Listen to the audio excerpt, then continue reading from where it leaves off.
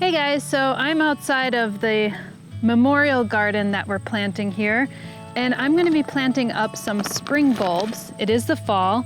Best time to plant spring bulbs is actually in the fall, so it seems a little counterintuitive, but you plant them in the fall, they come up in the spring. And I'm going to be using some of Espoma Organic Bulb Tone. So this is a bulb and flower food. It's perfect if you're planting like tulips and irises. In this case, I'm going to be planting alliums and lots of different types of alliums. So got them straight from the Netherlands. That's where the majority of our bulbs, especially like alliums and tulips, are actually grown. And this one's Allium nigrum. This is a very beautiful plant that gets about upwards to about 3 feet. It's usually between 2 and 3 feet, and it gets a nice white pom-pom on top of it. I figured I'm going to be planting them in between some of my herbaceous perennials. So a lot of my herbaceous perennials here are guaras, salvias, achilleas, a number of others, but those are often blooming in summer and fall. So it'd be nice to get some blooms in really early spring, and alliums are one of those ones that come up in spring. I'll show you what else I have. Allium red giants. These are pretty neat because they get these really thick, almost like octopus-like leaves. And they don't get too high. They get about 10 inches, but they get a really big pom-pom flower. And again, that pom-pom flower is more of a reddish purple, which really matches with this garden. And also the leaves are a bluish green, which looks really nice because that's the color as far as the foliage goes in this garden.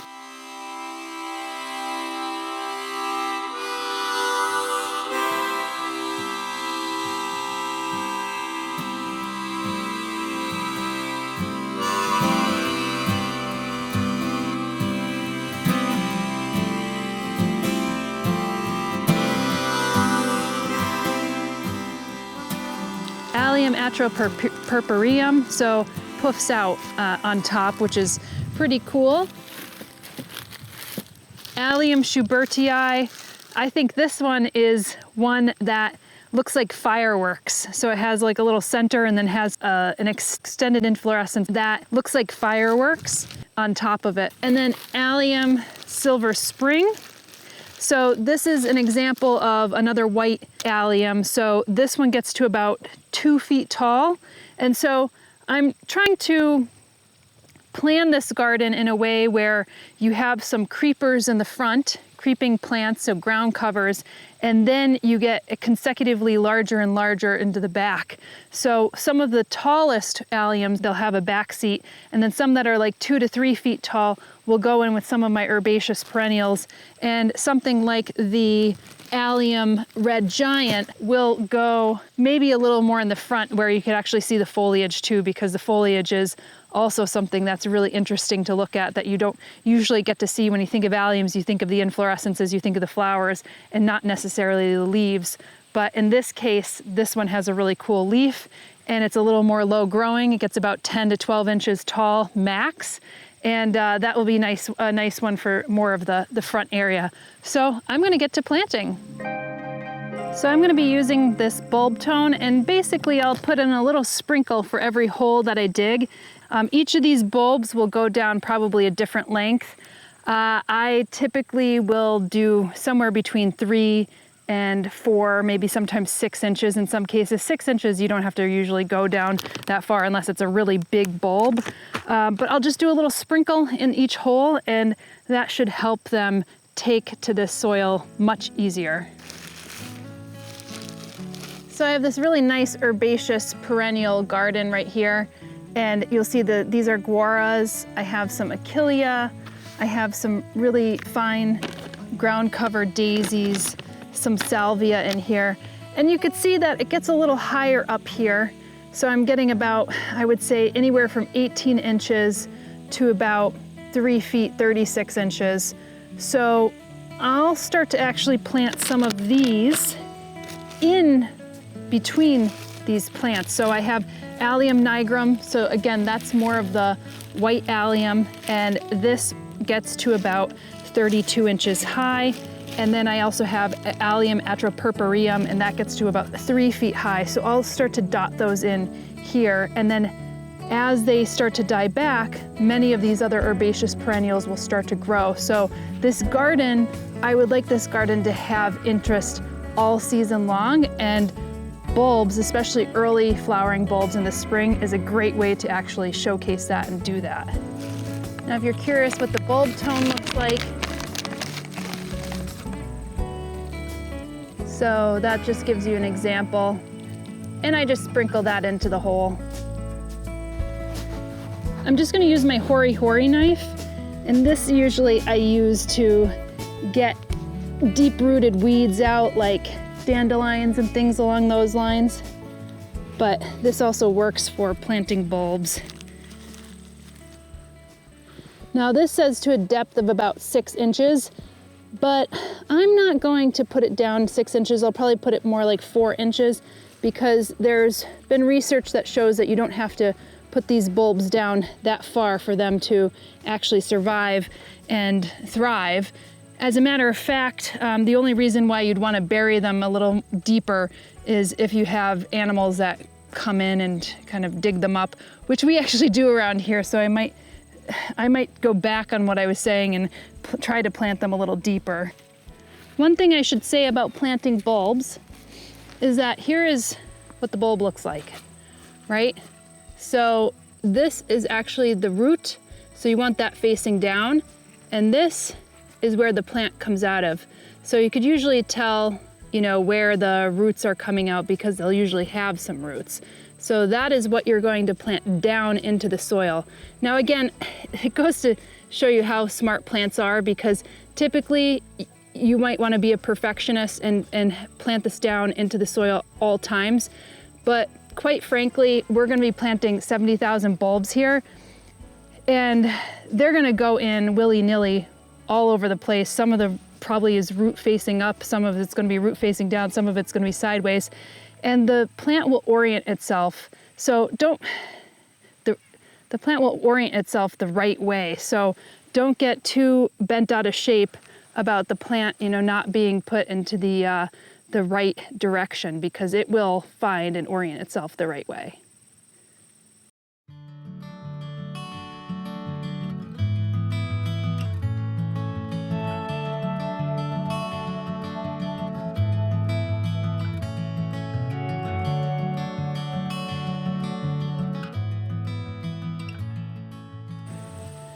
It's good that I'm planting these now before these herbaceous perennials get too big and too filled in, because this is the first year that I planted them, and they'll start to grow in size, especially width, as they start to expand in the garden. And I could still plant some of these plants up and have some soil here. But what's nice is most of the time these plants won't compete, at least in beauty during the season. They might compete a little bit for soil space, but for the most part, they'll grow together nicely with one another. I like to go a little denser with my bulb plantings, because you want to get a dramatic effect, especially in the early spring days. And these alliums give that drama, because they send out this long flower spike and they have this most amazing flower head. It just looks like a pom-pom or fireworks set up on top of a tall stem. You'll see ones that look like really tall lollipops, maybe 4 or even 5 feet tall. So they could be as tall as a shorter person, for instance. So if you plant those in clusters, they really give you that drama, as opposed to just 1 or 2 here or there. And those bulbs will multiply. So over the years, you will find more bulbs. If you plant 10, you know, you might get double in a couple of years. So that's pretty cool, because you only have to start with some if you want, but in a few years' time, you're going to get more of that drama in your garden.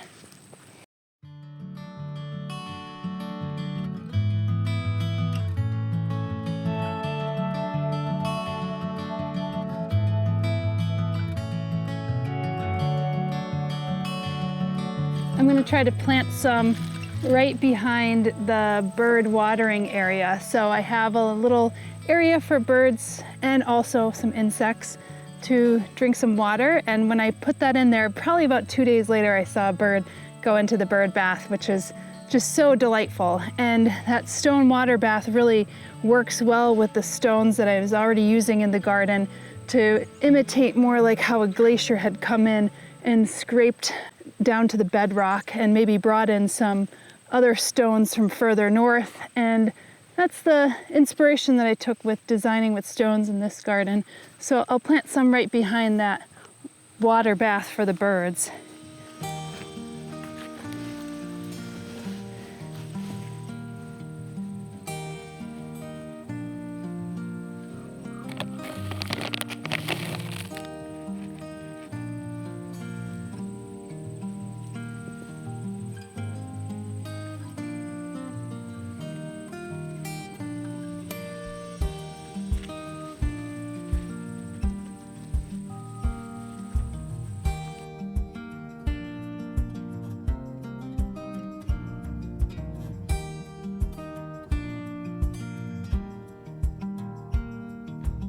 So I want to show you some two bulbs that were in the same bag, and I just want to show you something that looks healthy and something that doesn't look that healthy. So this bulb right here, you could see,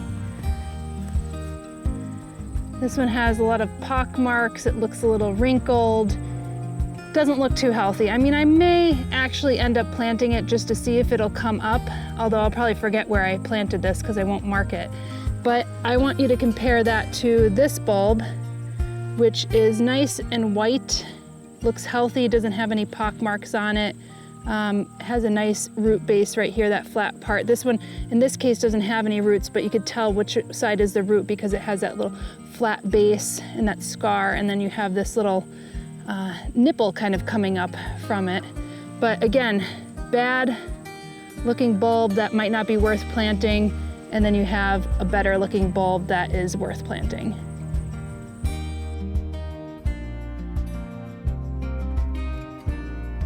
If you haven't heard yet, we'll be donating and investing 10% of our YouTube AdSense revenue from this channel back into the Finger Lakes community.